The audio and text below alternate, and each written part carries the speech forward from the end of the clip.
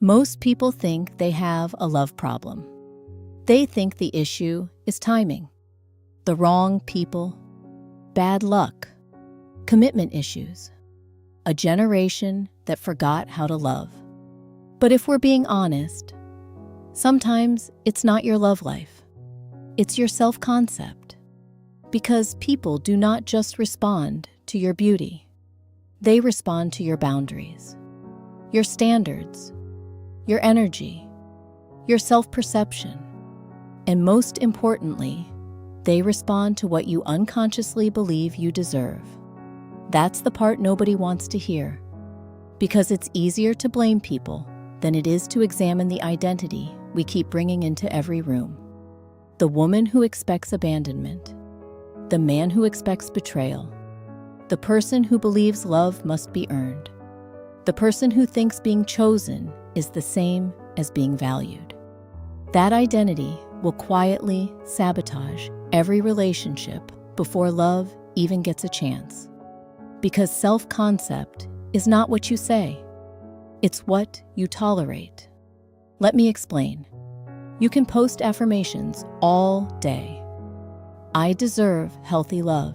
I attract secure relationships. I am the prize. But if your nervous system still feels most comfortable in inconsistency, you will keep choosing chaos and calling it chemistry. Because psychology teaches us this. People are often attracted to what feels familiar, not what feels healthy. And for many people, love was first introduced through inconsistency. Attention that had to be earned, validation that came and went, affection tied to performance. So now, peace feels boring, consistency feels suspicious, healthy love feels unfamiliar, and unfamiliar feels unsafe. This is why some people keep attracting the same person in different bodies. Different name, same lesson. Because your subconscious is loyal to identity, not intention. You can consciously want softness, while subconsciously feeling at home in survival mode. That contradiction creates your reality. And this is where marketing psychology becomes personal. Because the most successful brands understand one thing. People don't buy products. They buy emotional safety. Luxury sells significance. Beauty sells desirability. Fitness sells transformation. Technology sells belonging. People invest in how something makes them feel about themselves. Relationships work the same way. People are drawn to the emotional experience of being around you. Do they feel peace, pressure, scarcity, certainty, emotional labor, security? Your self-concept creates the emotional atmosphere, and people respond to that before they respond to your words. That's why the person who constantly fears being left often creates relationships where they are, not because they deserve abandonment, but because fear changes behavior. Overthinking becomes control. Control becomes pressure. Pressure becomes distance. And then distance gets mistaken as proof. See, I knew they'd leave, but it was never intuition. It was identity trying to protect itself by recreating what it already believed. The mind loves being right, even when being right hurts. That's why healing is so uncomfortable, because healing requires you to become unfamiliar to yourself. It asks you to stop chasing, stop proving, stop auditioning for love. And for people whose identity was built around earning affection, that feels terrifying. Because if you stop performing, who are you? This is where real self-concept work begins. Not with confidence quotes, with standards, with silence, with walking away, with not explaining your worth to people committed to misunderstanding it. Because confidence is not loud. Confidence is selective.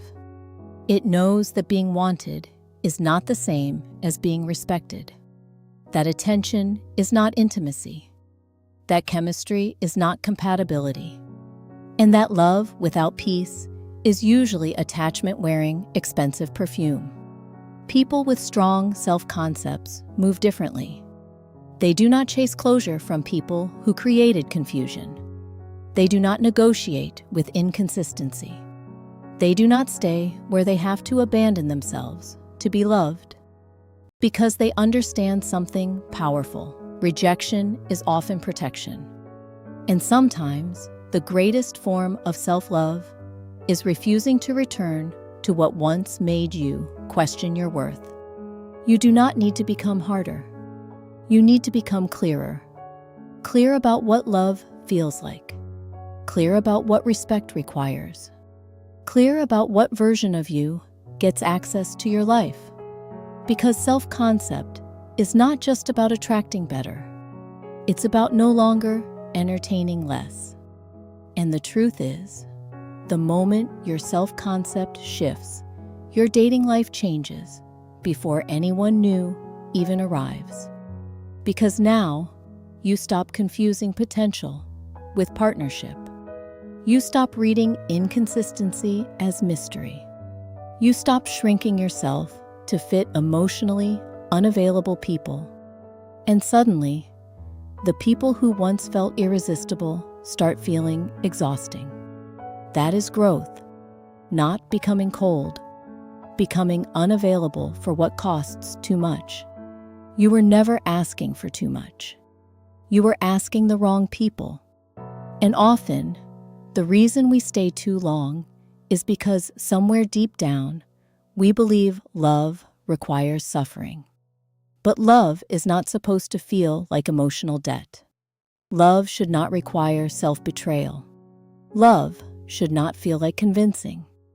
Real love feels like clarity, like peace, like reciprocity, like being met. So maybe your next relationship doesn't begin with finding someone new. Maybe it begins with becoming someone new.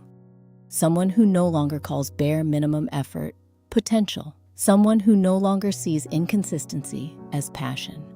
Someone who understands that love starts with self-permission. Permission to leave. Permission to receive. Permission to be fully chosen. Because the quality of your relationships will rarely exceed the quality of your self-concept. And once you understand that, you stop asking, why do I keep attracting this? And start asking, why does this still feel familiar? That question changes everything. Because attraction isn't always about desire. Sometimes, it's just unhealed identity looking for a mirror. And the moment you stop calling survival love, your entire life begins to change.